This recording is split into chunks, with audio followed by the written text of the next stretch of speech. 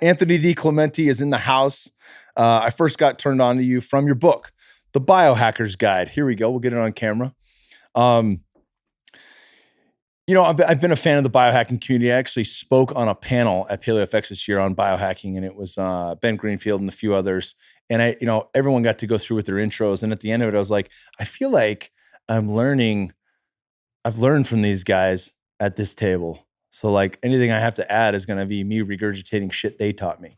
Right. And I kind of feel that way about you because there's so much in this book. I mean, it's a fucking Bible when it comes down to how we biohack everything. We've got stress management, sleep, supplements, oxygenation and light, troubleshooting. I mean, everything's in here. And of course, we're gonna unpack a lot of things in this podcast. But I couldn't be more thrilled to have you here today because I know you have a gauntlet and a wealth of information to share with people. So I think the best job I can do is try to steer you in the direction that I think will get the most out for our listeners and just let you fucking run with it. But it's a pleasure having you here, brother. Pleasure to be here, brother. I couldn't feel more excited and blessed. Awesome. So tell me, we were discussing earlier this common thread between people who really become pioneers in health and wellness. The common thread is they were fucked up at one point and kind of lost the ability to control their own health. And that's what facilitates this burning desire to learn more and to really be their own mentor and their own guide into what matters most to them in continuing to find their health and wellness. Let's paint us a picture here of your path to getting in the place that you're in right now. Yeah, man. I learned firsthand that necessity can be our greatest teacher. And when there's a lot on the line, including your quality of life and the way that you're able to connect with the people that you care about, and everything's riding on you being able to show up energetic and passionate and thinking clearly, and you have that taken away from you because you lack the proper skill set. That's the situation I found myself in like 2011. I went real deep in paleo and keto and overtraining, a little bit of what we were talking about off air. Just every workout was like every single ounce of energy that I had. And my body started breaking down. And I thought I was doing everything right for like the first time in my life after playing competitive sports. I was reeling it back in. I was seeing changes in my body, but I was also waking up tired.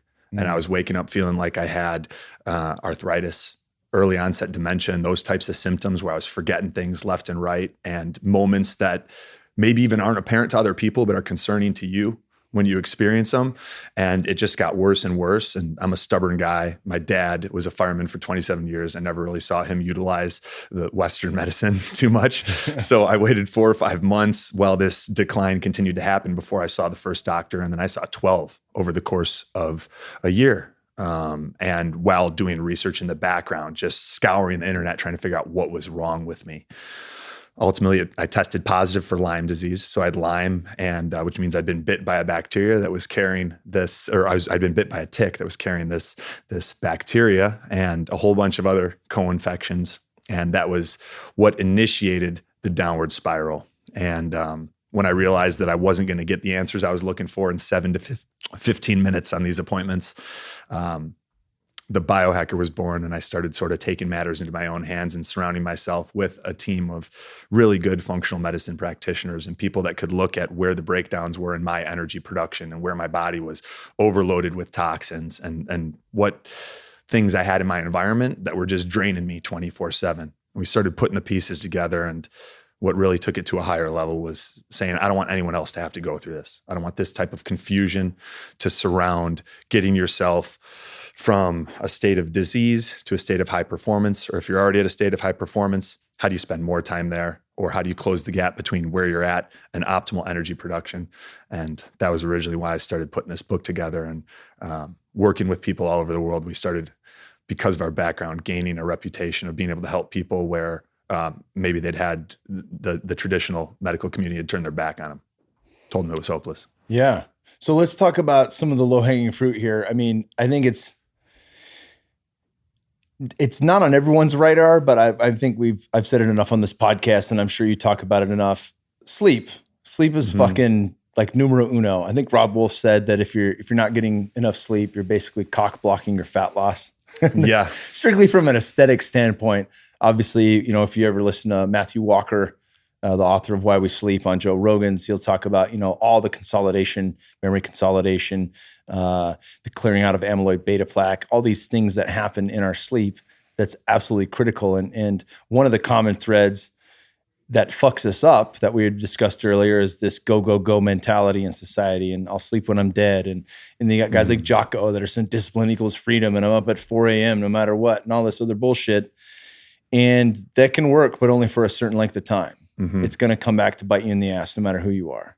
Yeah. Right. But talk about some of your sleep practices, because that seems to be something that's a question that's asked to me all the fucking time. And it doesn't matter what books I recommend, it always circles back. How do I get better sleep? How do I optimize sleep? And, general sleep hygiene is something that's not, it's known for us, but it's not necessarily that well known. Sure. Yeah. It's a great question. And there's a lot of nuances that we could get into if we'd like, but some of after wearing an Oura ring, which you have there, and having thousands of people in our community of biohackers wear it, and like looking at the data and seeing what impacts not just, your sleep score, but how much deep sleep you're getting and how much rapid eye movement sleep you're getting and how, effectively you're clearing those beta amyloid and tau proteins from your brain. We've seen a couple things that screw up sleep more than anything else. One is eating too close to bedtime. For most people, that'll tank your deep sleep, which is going to prevent your body from recovering from your workouts. And, you start quickly moving into territory of overtraining or under recovering, however you want to phrase it. So making sure that there's plenty of gap between ideally 2 to 3 hours before you go to bed, where you finished your last meal and you're not sending a whole bunch of blood down to your gut to digest, especially if you're a slow oxidizer, which we were talking about the organic acids test and the hair tissue mineral analysis. And those are some data points that you can get from those, where like if it takes you a long time to digest food and you eat right before bed, you're likely to tank your sleep. So a low-hanging fruit is come in, just be disciplined. If you're trying to be in bed by 10 to kind of optimize your circadian rhythm, cutting off the food at 7. That's number one. Number two, you had Nick Pino on, who's one of the experts in electromagnetic fields and how those can disrupt sleep. That's a big one that we're seeing. Just it's in the scientific literature, we're seeing that the more you're exposed to cell phones, Wi-Fi, cell towers, you get a downregulation of melatonin. And we're seeing blood and saliva tests where melatonin levels are like 15% of where they're supposed to be when people are just constantly surrounded by technology and not mitigating it with enough nature, proper amounts of nature. And then on top of that, melatonin is the antioxidant that crosses our blood-brain barrier. So you think about, you're not only dealing with lower levels of the sleep hormone that helps you go into a deep, restful state of sleep, but on top of that, you're depriving yourself of an antioxidant that gets into your brain and clears out those beta amyloid plaques and tau proteins and things like that. So doing some things to, at a minimum, unplugging your Wi-Fi at night. A lot of people do best when they just switch over to Ethernet, and there's some easy ways to do that now where it's not a huge pain. Greenfield's got his whole house set up like that. I think that'd be more of a pain in the ass if you have iPads and cell phones that you need because you don't have good cell phone reception. But that's honestly, there's no reason you shouldn't have an auto timer that just turns it off when you're getting ready for bed. No one's going to be on fucking Wi-Fi in the middle of the night, or they shouldn't be at least. And it makes a big, big difference. People start feeling differences there within a week of cutting the Wi-Fi at night. And there's even adapters now where you can plug an Ethernet into the adapter and plug it right into your phone or iPad. Oh, wow. So it knocks that out too. I started using one of those a few months ago. Someone in our community just turned me on to it. So that can help a lot. And then a hack that's a little bit more for those who have noticed autoimmune conditions, food sensitivities, maybe their immune system is a little bit on high alert, perhaps combined with leaky gut, intestinal permeability, is low-dose naltrexone. Taking a very low dose. So naltrexone was popularized to help people get off certain addictive substances, but they found that like at a tiny fraction of that dosage, it can ramp up endorphin production in the body and help make your immune system stronger and better able to decipher between like foreign cells and your body cells. And by taking like 2 to 3 milligrams of low dose naltrexone at night, and I do this periodically in cycles, I find that I sleep better, I wake up more refreshed, my brain feels happier, and the quality of sleep reported from the Oura Ring is much higher. Wow. Yeah, I like that because the proof's in the pudding there. It's like it's kind of, I don't want to dive too far into this carnivore shit because the jury's out until I finish it. But everyone's got a fucking opinion about it, right? Yeah. And it's like, well, that's why you do the blood work. That's why you do the DEXA scan. That's why you look at it.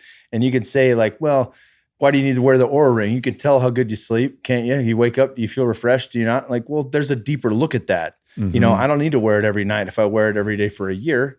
But there's also points in time through travel and things like that. Like, I want to fucking know, did I sleep deep or did I just get REM? How many times did I wake up in the middle of the night? How long was I awake for in the middle of the night?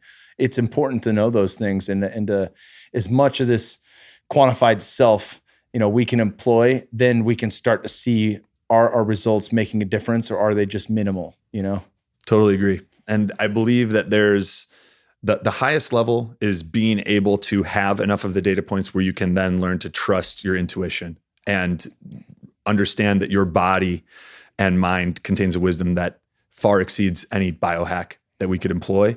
So I wore the ring for years and obsessively looked at my data every morning and looked at the different variables that were helping it to, helping improve my sleep scores and the ones that were taking away. And you mentioned the night of 0 sleep, where you do certain things that interfere with that.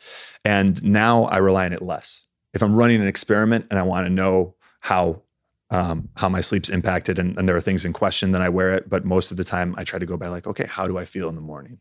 And I know that I ate too late last night, and I know that I probably pushed myself too hard in the workout. So my nervous system is probably sympathetic dominant this morning if I wanted to do a heart rate variability thing, but I don't necessarily need to because I can feel it. Yeah, feel that heart rate's so it's up like a little bit. The tools are sort of anxious. Training wheels. They get you there and you learn, and then you're like, no, I know what it means to feel, or I know what it feels like to be sympathetic dominant. Yeah. I don't need to have it in black and white in front of me right now.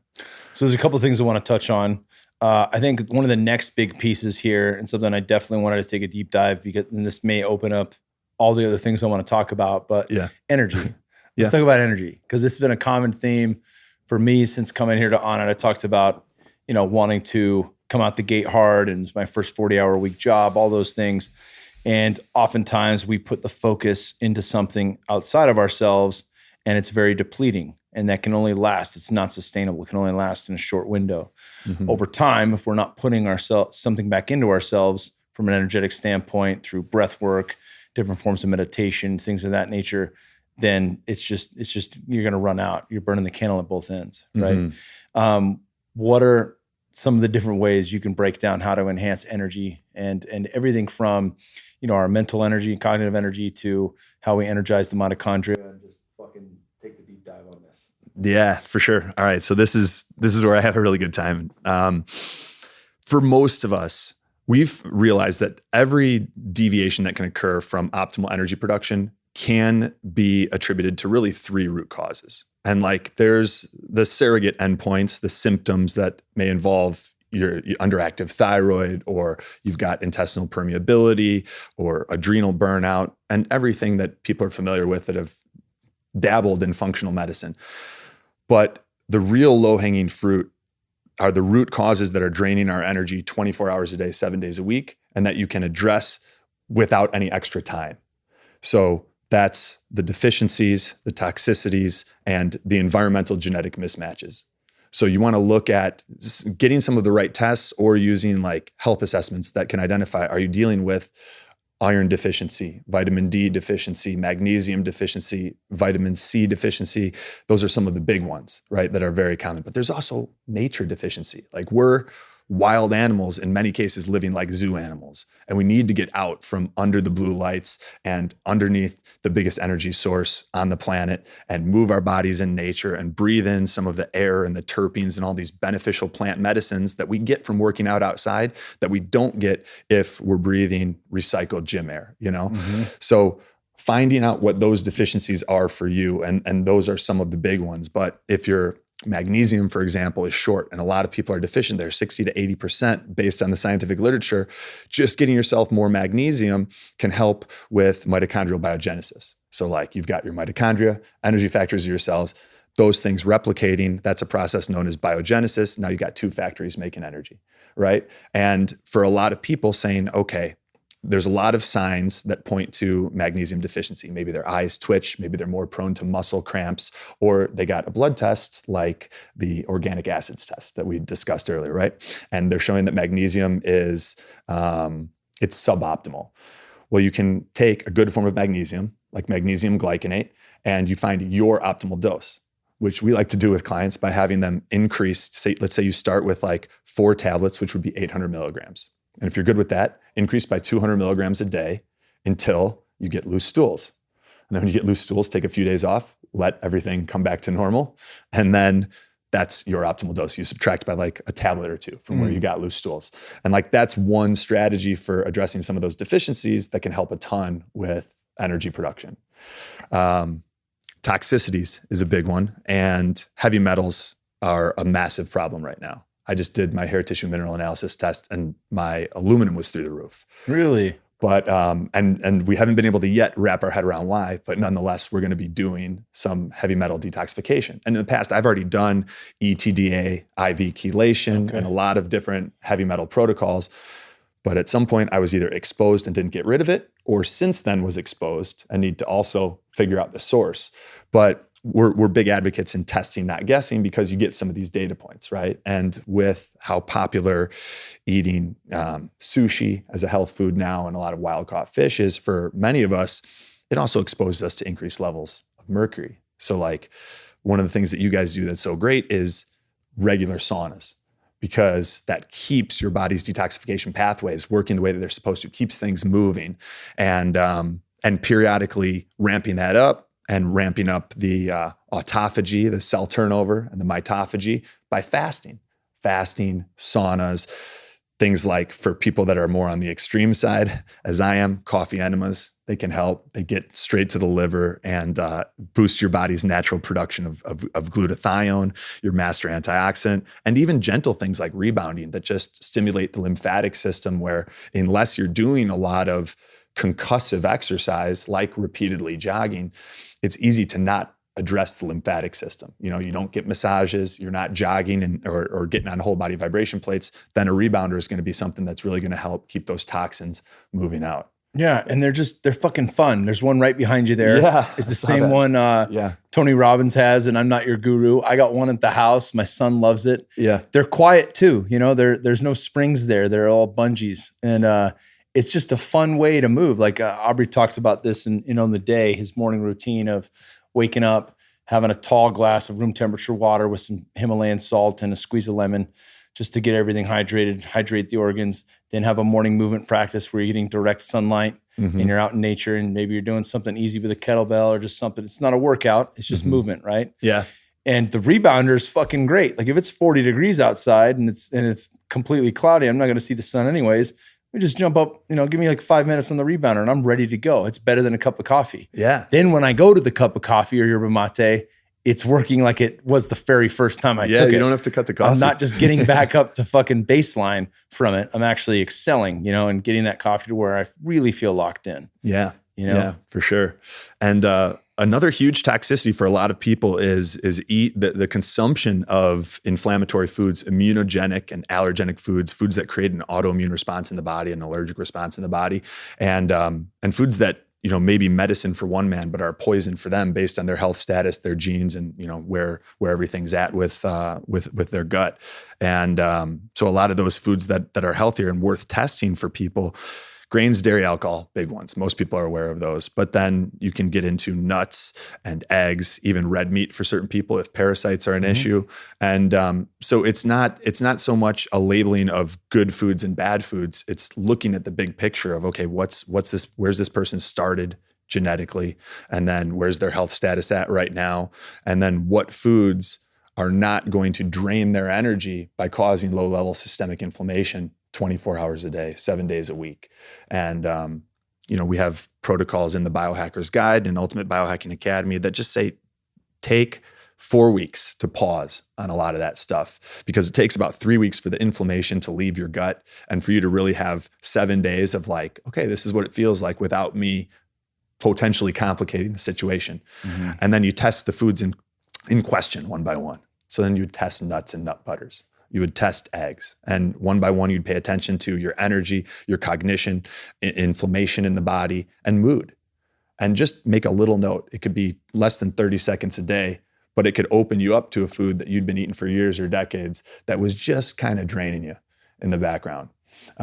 So that covers some of the deficiencies and toxicities. And then the environment. We mentioned a little bit about EMFs. That's a big one. And that's probably the low-hanging fruit for most people, is just cleaning that up a little bit.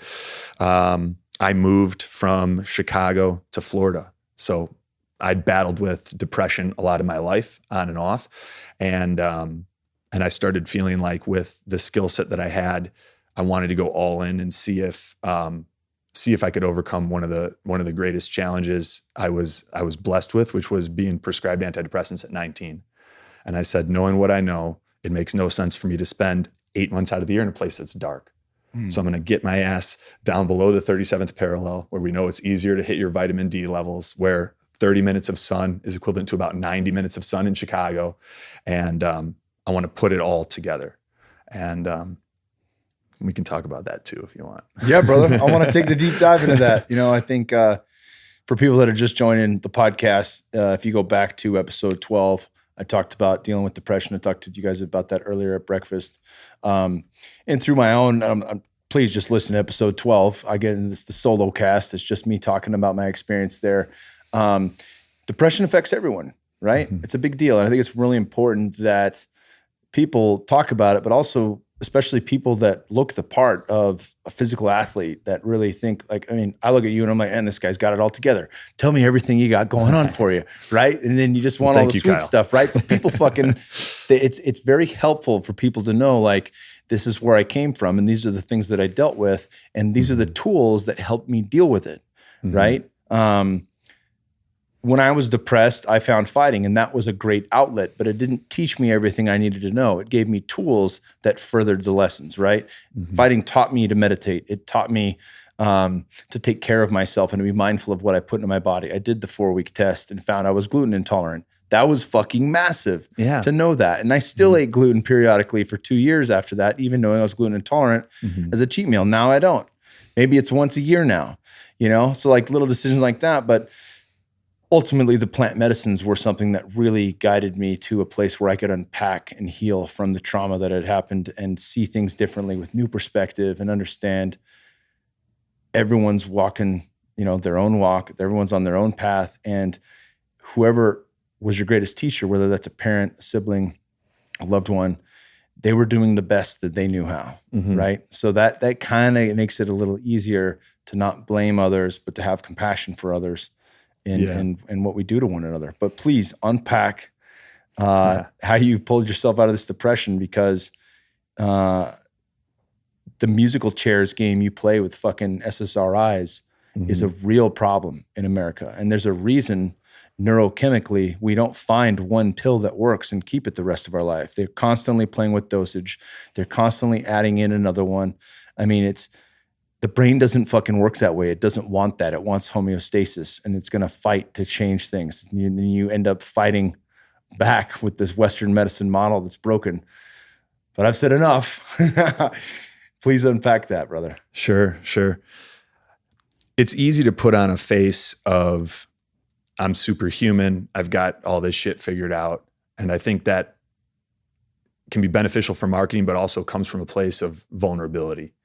And I'd rather be transparent and say, I don't have all of this figured out. And I don't think anyone does. And I'm sure as fuck enjoying figuring it out alongside you guys, and piggybacking the science with nature and what we've been able to do on the technological side. But as I mentioned, I wasn't depressed day in and day out, but I was on antidepressants. And the reason that I got on them was because I felt like it was more work for me to get to a place of just feeling normal as everybody else. And at that point, when I was 19 years old, I didn't have the skill set. I wasn't equipped with what was necessary to give my body and mind and my spirit what they needed. And I'd made a mistake over the years of periodically trying to get off without making the lifestyle changes, without addressing certain genes, and had failed miserably. And I didn't know if it was anything that I was going to publicly discuss because I was a little bit ashamed about it. And I felt like, you're a fucking fraud if you're doing all this stuff and you're helping all these people, but in the background you're taking Prozac, And so I told myself that I wasn't going to, I was going to give it a run and say, look, this is the most important battle you've ever fought. Give it everything that you have, every skill set that exists in your toolkit, use it, and let's see what happens. And moved to Florida, started getting a lot more sun, gratitude daily, getting my body some of the methylated B vitamins that it needs due to some genetic variations. One is MTHFR. The old motherfucker gene. Motherfucker. I got motherfucking gene. I got it too. Yep. So way more sunlight, way more methylated B vitamins, doing some things to take into account other aspects of my genetics, making sure that exercise, and ideally outdoor exercise in the morning in the sun, tuning my circadian rhythm and getting my body clock where it needs to be. All of that was a part of every single day. And I layered in some things this year that were transformational. And one of those was ketamine infusions, IV ketamine infusions. It wasn't something I sought out. It was one of those serendipitous moments where it felt like the universe stepped in. I was doing some work at a coffee shop, and this pretty attractive blonde woman walked in, and I noticed her. And then I caught her out of my periphery approaching my table where I was working. And she was like, "Oh, you wrote that book, right?" And I was like, "Yeah." And she's like, "Well, I'm a physician's assistant. We do Juvederm and Botox and NAD plus and ketamine. And I'd love to give you a ketamine infusion on me as my way of saying thank you." And my only experience with ketamine was at Electric Forest in 2015. One of my friends took it recreationally and was face down for the better part of 2 hours, So I K-hole. Yeah, K-hole. So I started looking into a little bit of the scientific research after that conversation. And I was seeing that they were doing studies on treatment-resistant depression and getting 85% of people feeling better than they were beforehand. But what was really cool was I was like, well, even if I don't take the depression angle, here's what we're seeing in its ability to induce non-ordinary states of consciousness and hacking flow state. So they also took people and they separated them into a control group and an experimental group, and they gave them like low doses of LSD, psilocybin, and ketamine separately. And they did brain scans. And looking at the brain scans, they were measuring like random neuronal firing, which is indicative of these non-ordinary states of consciousness. And like you would see those on the brain scan in red. So like LSD, there's maybe a little bit up in like the prefrontal cortex, like the front of the head. And like psilocybin, there's little blotches throughout the brain. And then you look at ketamine and like the whole brain is red. And so after looking at like a dozen different studies and then talking to her a little bit more about what she was seeing with clients, I said, all right, let's do this. And we started out at 0.5 milligrams per kilogram. So I'm like around 90 kilograms. And so we started with just 45 milligrams. We just lost power, but I think we've got a generator here. We should still be recording, but we'll go ahead and pause here. All right, we're back. Power's back on. We got a nice storm coming through Austin right now. It's 90 degrees 2 days ago, and it's 40 right now with lots of rain. But please continue. So you start your ketamine infusions. Yeah, so I dug a little bit more into the protocol that she had suggested, and it looked like what was working best for people was a series of 6 infusions. And you start low based on your weight, and then you increase slightly each infusion. So I started at 0.5 milligrams per kilogram, which was, I'm a 90 kilogram dude, hovering right around 200 pounds. We did 45 milligrams on the first one. And immediately that infusion, it was like my brain lit up. I felt it. I felt a massive difference. If it were possible to feel neurogenesis, like the growth of new connections being formed in your brain, that's what I felt like I was experiencing.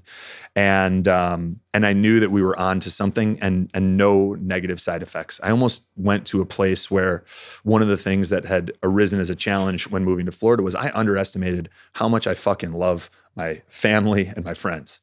And I was kind of like, I can go anywhere in the world and build a community and start over. But there were times where I was lonely. And when I was on that ketamine infusion, I felt like I went to a place where I was with my friends and family, and I was seeing everybody as the best version of themselves. None of the bullshit, none of the physical limitations, none of the mental loops that we run or the things that we get ourselves stuck in. And And I spent a lot of the time hugging people that I care about and tuning my vibration during that session. I realized that's what was going on. It's like, you're tuning yourself, man. You realize you intellectually know the importance of gratitude and love. And this is an exercise in self-tuning. And I came out of that one and followed up with another 5 sessions. The next one was 55 milligrams. The one after that was 65. I noticed diminishing returns as we got into the higher doses because it was a little bit too strong. But I let Alicia with Bright Healing Center, who was helping me out with that, I let her know. And she was like, yeah, that's sort of what we're seeing. At the lower doses is where people get the biggest benefits, where it seems like new neural connections are being made in the brain, where we're sort of hacking flow state. And for a day or two after those first 3 treatments, I felt almost psychic, just like where everything slows down and you're able to see someone and feel what they're feeling and empathize with the challenges that they're dealing with in their life. And it fit into this greater journey of weaning myself off of antidepressant drugs and opening up my heart so that I'm coming at every interaction with all of the assets that I was given and not stifling myself emotionally, which was something I'd gotten really good at over 35, 36 years. Yeah, it's easy to keep the blinders on and to keep trucking and not pay attention to what's going on inside. Yeah. And we do that with, people talk about addiction to drugs and alcohol, but Gabor Mate has really put that forward. What we can be addicted to anything. We're addicted to fucking TV. We're addicted to external coming inward, right? Whatever that is, whether that's meaningless conversation or talk radio or fill in the blank. When we start the day with news and all these other things and we never push pause to reflect on ourselves, people go through fucking decades like that. It's not like they have a vacation or they have anything where they do that. And even on vacation, they're still trying to fucking calm themselves through watching TV and other things instead of being present and feeling what's going on inside. I think the beauty of ketamine is that it is a disassociative. It kind of pulls you back a few layers. We talked about Eckhart Tolle's A New Earth, one of my absolute favorite books. And he talks about be the observer, right? You want to pull yourself back. Are you your thoughts? No, you're the one who sees your thoughts, right? So if you pull yourself back a layer or two and you just observe what's going on, as you think of your thoughts as just floating words through a room, and you can grab whichever one you want and pay attention to that as long as you want, or you can just observe them floating by, right? Ketamine fucking immediately jumps you into that. It's like you're a master meditator.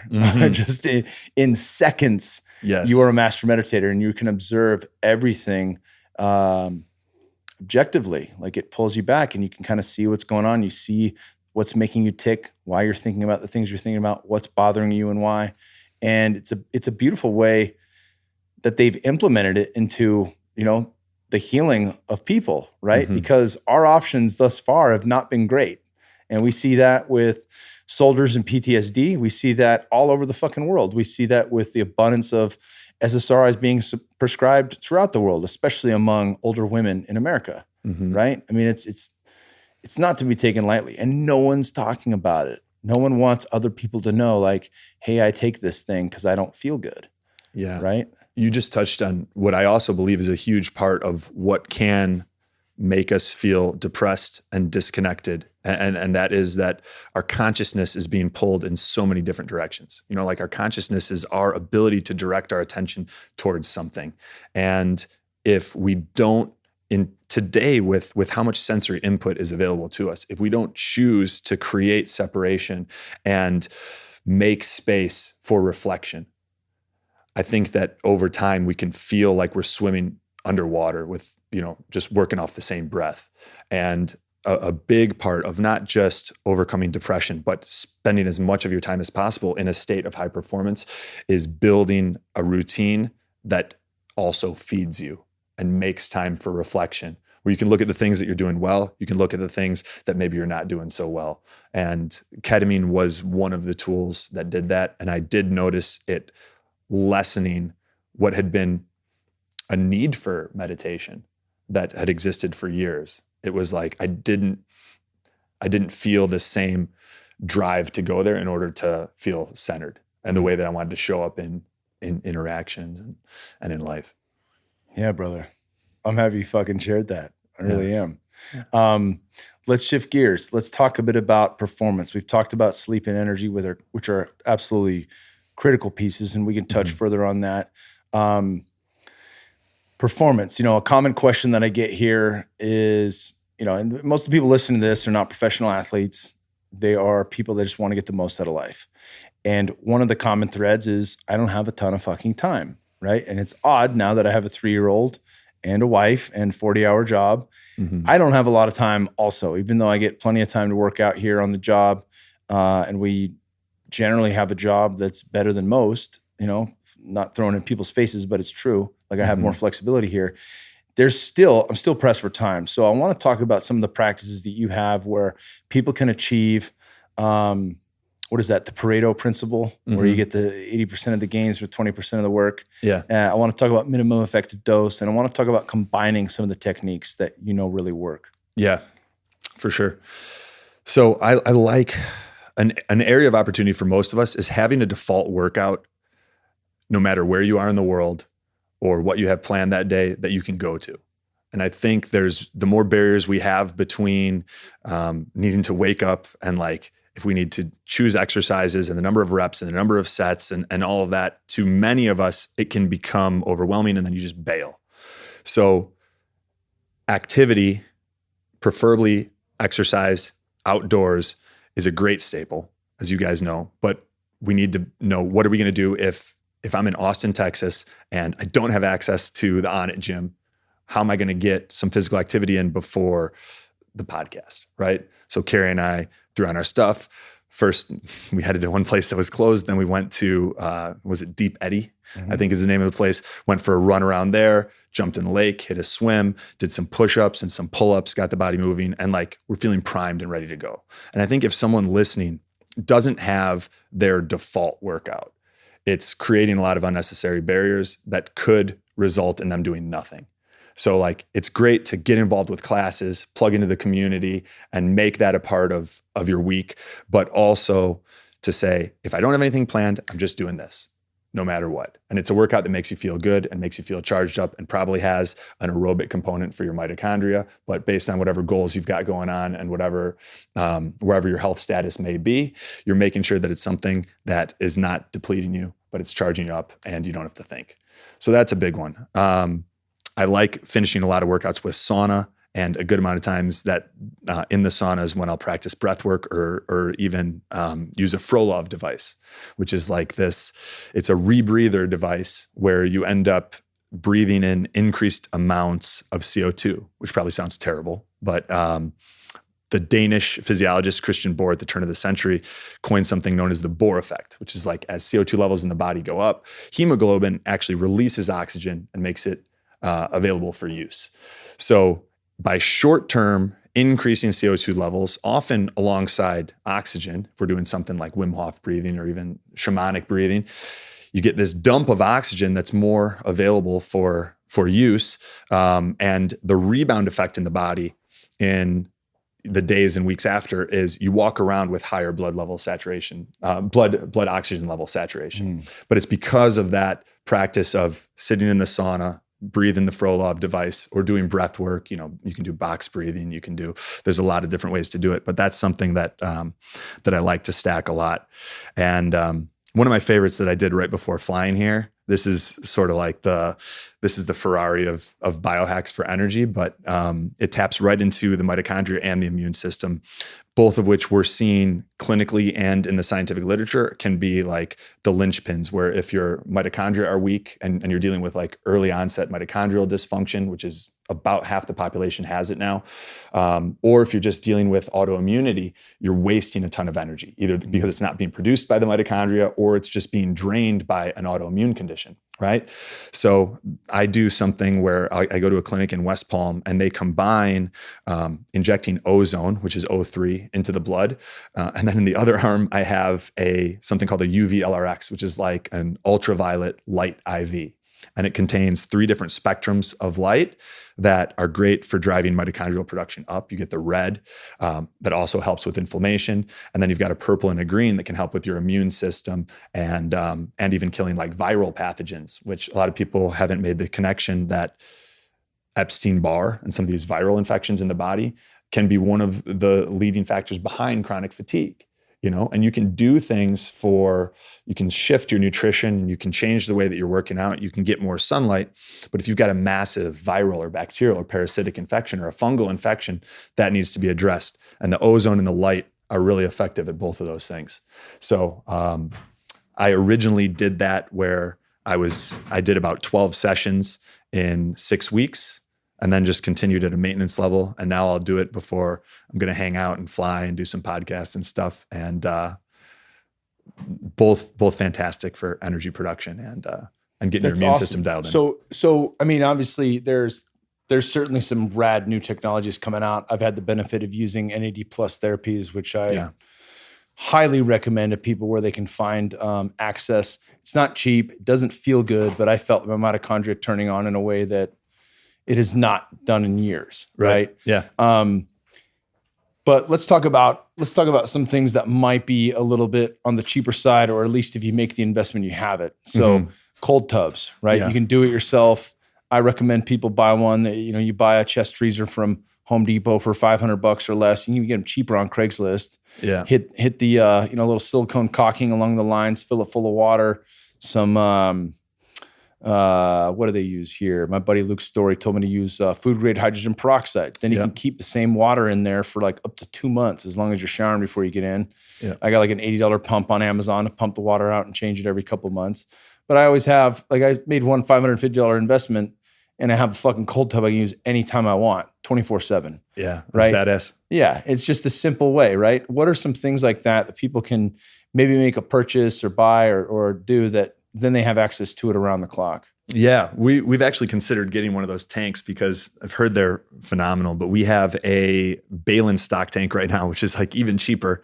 It's like $100 on Amazon. You can get one of these things. It's 90 gallons. You can get, a little bit bigger if you want, a 120 gallon one, but we just fill it up with hose water, dump in roughly 180 pounds of ice. The ice adds up though. It adds. I was spending like fucking $60 to $80 a whack on ice. Carrie and I have had a few conversations about either getting an ice machine that's like that can make that much ice. The ice machine's $1,500. Yep.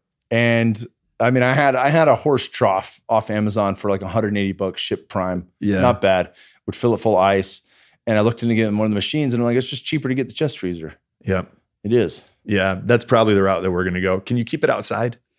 I believe you can. People keep chest freezers on their back patio all the time. I'd protect it from sunlight, but I think it's fine. Yeah, that's probably the move. We're probably going to do that.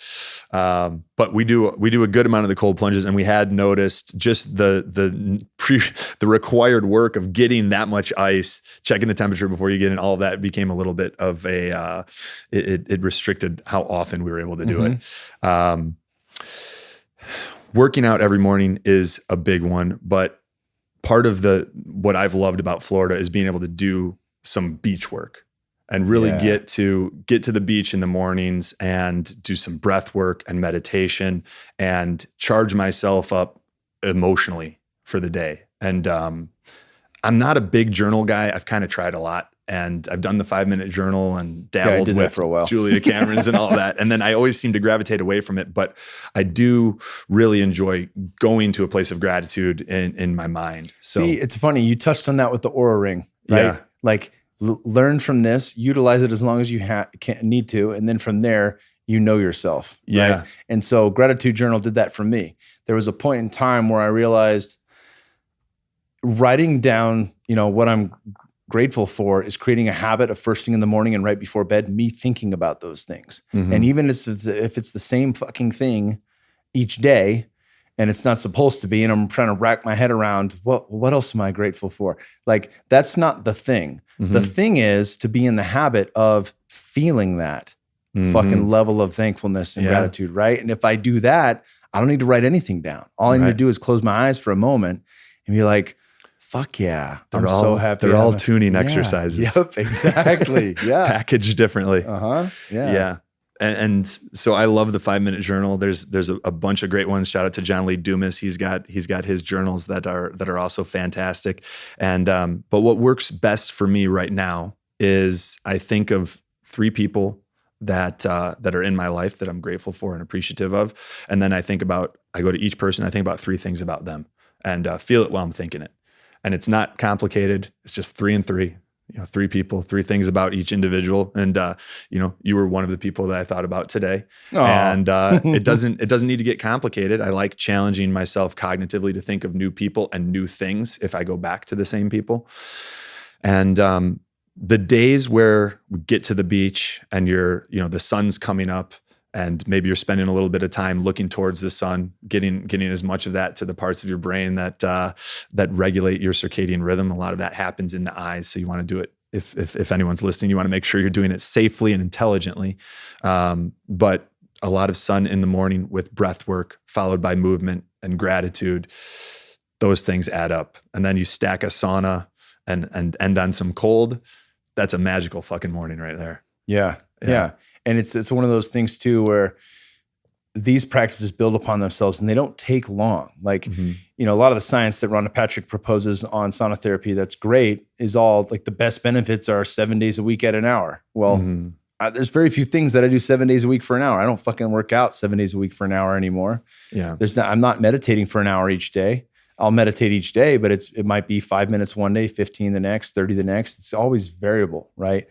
And I think it gives us a little bit more accessibility if we have fulfilling practices that help us out in life that also don't take a long time, So if I can stack my sauna at the end of a workout for 15 to 20 minutes, a lot of science there showing with EPO-like responses in the body and less, delayed onset muscle soreness and things like that. But it doesn't hinder the inflammation process the way cold does post-workout. So, but finding like, all right, if I can hit cold first thing in the morning, or I'm gonna hit sauna post-workout. A lot of times I'll hit the cold when I get home from work because it's a great energizer. Yeah. And if I do that for 1 to 3 minutes, I can't drink coffee at fucking 5 p.m. I'll be up all night to fuck my sleep up. But I can get in the cold for 3 minutes, 5 minutes, and then I'll have energy for my son until he goes to bed. And I'll still be able to sleep at 10 o'clock at night. No problem. Yeah. Right. So figuring out little things like that, I think is absolutely critical for people. Yeah, it's huge. It really does come down to personalization, and there isn't any reason that someone should need to invest more than an hour a day in the things that charge them up and set them up for tomorrow to be a little bit better than today. A challenge that I've had as a driven entrepreneur is just too much time in like drive mode and coming at the way that I work with the misconception that I don't need to decompress. And so I've been getting even a bigger return out of making time to properly decompress and create separation between work and anything else I'm doing, social or whatever. And one of those things is I got a gravity blanket recently. Have you ever used one of those? I've heard of those. Are they good? Dude, they're great. So first I got one that was way too small. It was one of the more popular ones. And it was like Goldilocks and the Three Bears. I got this little like tablecloth on me and I'm like, this is not comfortable at all. My feet are dangling out the end. So I hit the company back and I'm like, look, product's quality made, but it's crafted for a different sized man. And so I sent that one back, and then I ended up getting one that was like half the price. And I've been doing these little like power nap sessions where I'll either do some CBD or even like some medical prescription cannabis at a very low dose.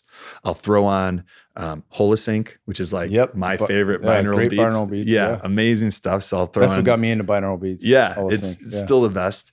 Or I'll do New Calm. Those are the two that I sort of dance between. New Calm is another binaural beats company? Yeah, New Calm is another binaural beats company. And they do it where they'll combine the binaural beats with either a supplement that like boosts GABA production in the brain, or you can also rub it on on some of the areas of high blood flow in the body and absorb it that way. Ball sack. Yeah, ball sack. That's the fucking scrotum, son. If you're a man and you're listening to this and you hear told, rub it on a high blood flow area, put it on your junk. That is the fucking most potent. That's the thinnest layer of skin on the body. That's how you get the most absorption. It's actually true. That's great. Ball sack. Anything you can absorb somewhere else, you can absorb more through your ball sack. It's true. 100%. And that's been a fantastic practice, probably not just because of what it's doing physiologically from taking me out of like sympathetic dominant, but carving out a half an hour for myself where I can't work. I'm not supposed to think about work. I'm just supposed to allow my body and my mind to relax. And then you've got this weighted blanket that we're seeing in a lot of the studies is great for anxiety and sleep, insomnia. Did it feel like someone was just holding you? It feels so good, man. I'm in Florida and like there are nights where the AC has been acting up a little bit the past few days. And just because of preparing for everything, I didn't have time to really tinker with it as much as I wanted. So my place has been warm, to say the least. And I don't want to give up the gravity blanket, but I'm waking up scalding hot some nights and there's some sweat involved, but it feels that good. So that plus a little bit of CBD, plus a little bit of perhaps medical cannabis, like 30 minutes. It's nothing. It's at sub-perceptible levels, but you're waking up and you're feeling recharged. And it's enough of a shift where you're not grinding from 6 a.m. or 7 a.m. until 7 or 8 p.m. And then you get home and you're like, I got to show up for my kids, but I am beat. And then it's wash, rinse, repeat.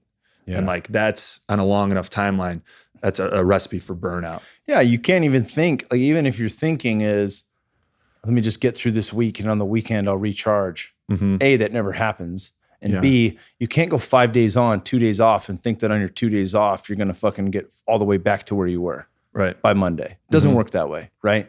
There has to be practices done every single day where you fill your cup a little bit more, right? Through breath work, meditation, binaural beats. And, people are going to say, I don't have a job that allows me to do that. I get a 1 hour lunch break each day. And that's something Aubrey talked about. Fucking pack your lunch, eat it.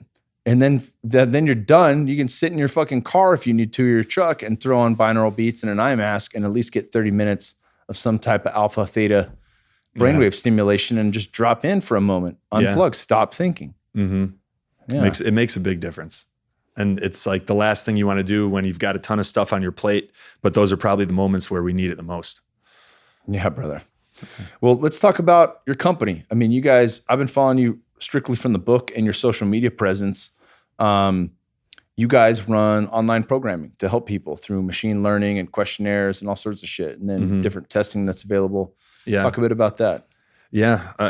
We've seen in doing this repeatedly thousands and thousands of times with clients that no matter where somebody is on that spectrum of disease to optimal performance, there are tools that can ascend them.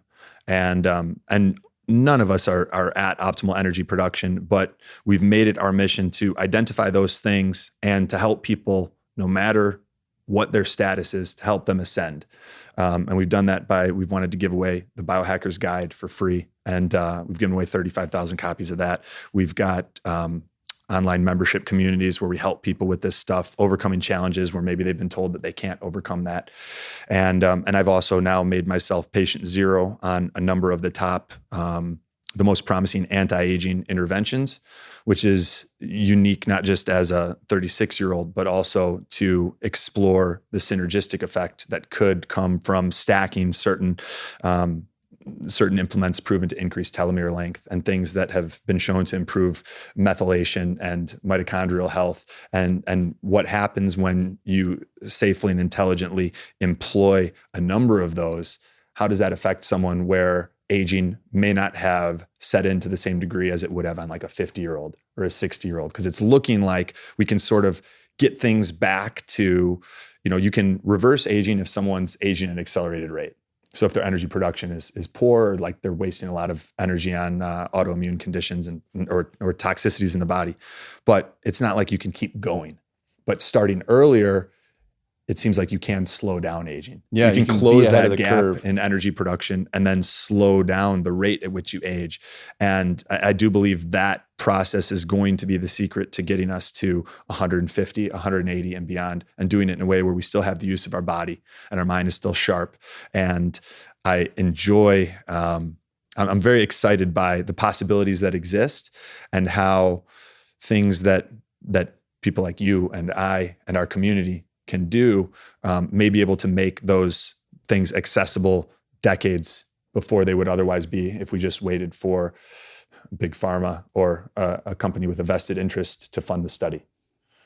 Massive. I love it, brother. Yeah. Well, where can people find you online, on your social media channel, as well as your website? Yeah, we give away the book for free at biohackersguide.com. And I think we've got a link set up where people could go to bestbiohacks.com/Onnit and they can get it for free there. We'll ship it anywhere in the world. And we wanted to create a biohacker's Bible that where no matter where somebody is at or what they're struggling with, if they need help with nutrition, movement, stress management, sleep, supplements, hydration, it's all in there. And then we even cover some of those challenges that can arise, like thyroid issues or gut dysfunction, and what are some of the best practices once you've identified, okay, I got a challenge here. What are the best practices to fix it? If there's 1,000 things you could do, what's the one that's going to require the least time, energy, effort, and financial resources? And then here's how to apply it. So we've got that there. And then we've created the Ultimate Biohacking Academy, which walks people through a lot of what we've been doing with consulting, but doing it where, I'm making sure I've made a commitment to show up every week on live Q&A calls and help people with some of this stuff, because it can be challenging. And I don't want anyone else to have to go through the frustration or confusion that so many of us have faced, myself included. So the more we can bring clarity to these things and give people best practices and ultimately get to a point where there's a standard of practice and people can walk through a system, and that's what we're building with UBA, and say, I'm an elite athlete. Michael Chirico owns Westchester Fight Club, one of the better Muay Thai fighters in the world, was dealing with a concussion, brain fog, and a whole bunch of the things that can result, depression being one of those. And rock star entrepreneur starting up a franchise alongside Westchester Fight Club. Now the doc said his brain looked like two different people 3 months later. And then, or someone who's got, and one of our clients, Catherine, her whole family's dealing with Lyme disease, and things are kind of in a rough spot right now. How do we get that whole family back on track? Because every single person in that family is a rock star and can change the world in their own right and have a ripple effect. So we take care of that family and give them some of the tools where maybe their action plan has been shrouded in confusion, and now that's 4 people having a positive impact. And we want to just keep growing our impact and aligning with people that we believe in what they're doing, like you guys. And we appreciate everything that you guys are doing on it and stuff as well. That's awesome, brother. And you are, what on social media? On Instagram? Anthony DiClementi on social, on Facebook, and then at Biohacking Secrets on Instagram. There we go. That's right. Awesome. Well, we'll link to all this in the show notes, the Academy, the book, and your social media, so people don't have to write that shit down. They can just click the links. Yeah. It's been awesome having you guys here, man. It's been a pleasure, appreciate man. you. Thank you. Thank Appreciate you as well. Hell yeah.